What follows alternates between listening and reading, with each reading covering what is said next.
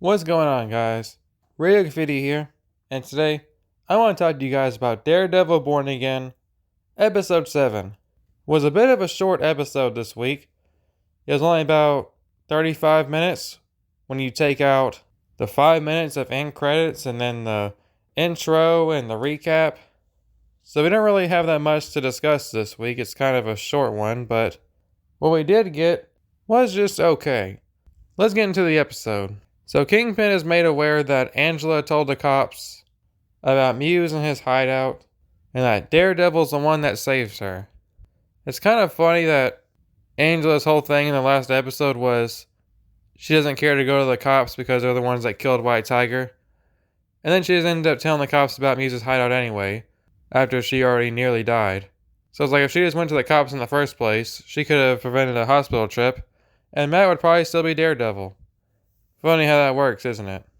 It's also kind of funny how you can just see how visibly upset Kingpin is by Daredevil returning.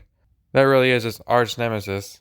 Cherry gives Matt shit about being Daredevil again. Matt walks into the office and Cherry's all like, hey, how dare you stop a serial killer that murdered 60 people? What's wrong with you, Matt?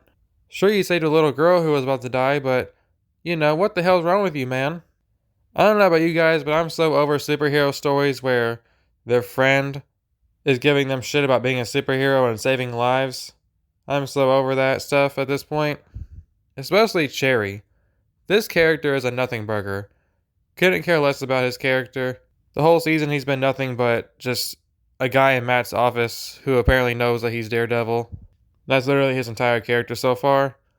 Well, Matt pays a little trip to go visit Angela in the hospital. She tells him about Muse and his creepy little clubhouse, and how he has like these paintings and stuff. And I'm kind of like, how does she even know that? Because she was supposed to be knocked out the whole time. It's not like her and Muse hanged out for a couple of days or something, and she was freaked out by his obsessions with all his little drawings and stuff. I thought she was knocked out the entire time, but apparently not. I don't know. The episode also kind of rushes through Muse's backstory. We're cutting between Heather and Fisk as they're slowly learning about Muse, who went to go pay an unscheduled visit to his little therapist lady, Heather. And then that detective lady is telling Fisk what she's learned about Muse. I don't know all the things that mayors really do, but do mayors really get involved with, like, serial killer investigations? Is this really their kind of field? Is that more for, like, the police? I don't know. Maybe he just specifically requested info on this case. But yeah. Muse is really scaring the hoes in this episode. Heather's trying to be cool with him, but he's kind of just being a kind of a weirdo. He ends up drawing his Muse mask, and she's kind of just like, what's up with that drawing? And he's like, you already know. This is all pretty intense, but I can't help but wonder how Heather knows what Muse's mask looks like. Is that really public info to where she would recognize it? They haven't caught Muse yet, so how would they really know what he looks like? I'm not really sure, but whatever. I have a lot of questions this episode, in case you can't tell. A lot of things in here I'm kind of just like, that doesn't really make sense to me. How does this person know this and that? That's kind of my entire vibe throughout this entire season so far. A lot of things that don't make a lot of sense to me. We also get a scene between Cherry and Kirsten. It's about as entertaining as you would expect between two nothing burger characters. I don't even remember what she complained about. Something about Matt keeping secrets from her and Cherry's keeping secrets from her. Who cares? Anyway, Matt goes to investigate the paintings that Angela was telling him about.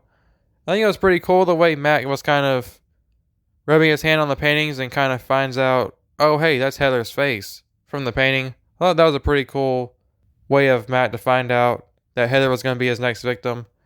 I just can't help but wonder why he was in such a rush to go investigate the paintings in the first place. He seems like he's in a hurry, as if he's concerned that Heather may be Muse's next victim. Still, I like with Matt being blind, he's able to kind of identify a painting by feeling of it and know exactly who it is. Good thing Muse is a very detailed artist. So here comes the biggest scene of the entire episode.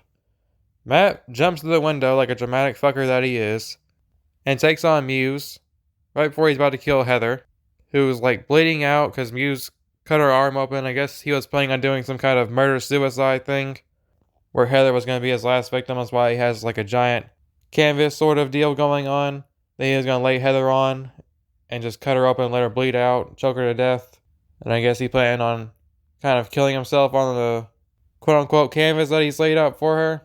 So Matt and Muse fight in this apartment, which is like one of the only times we ever see Daredevil in broad daylight. I don't know if anybody's ever noticed that.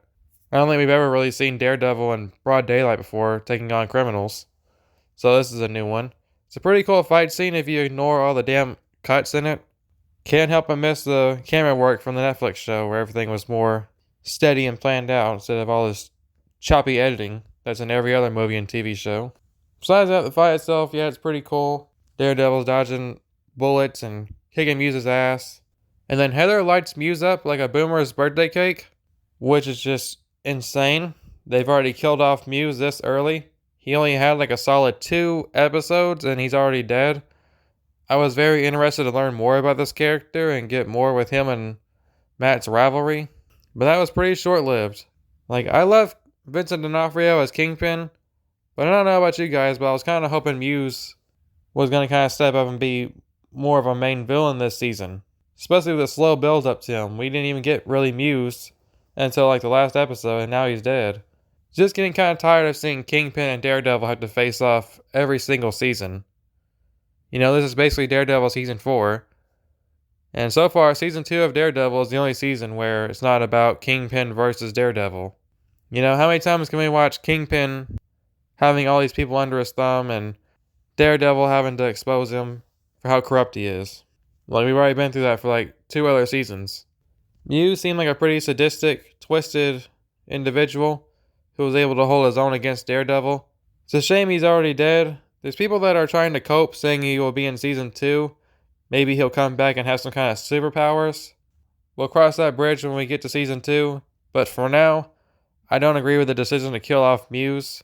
It makes sense for Heather to turn Muse into Swiss cheese, but I just feel like it was too early.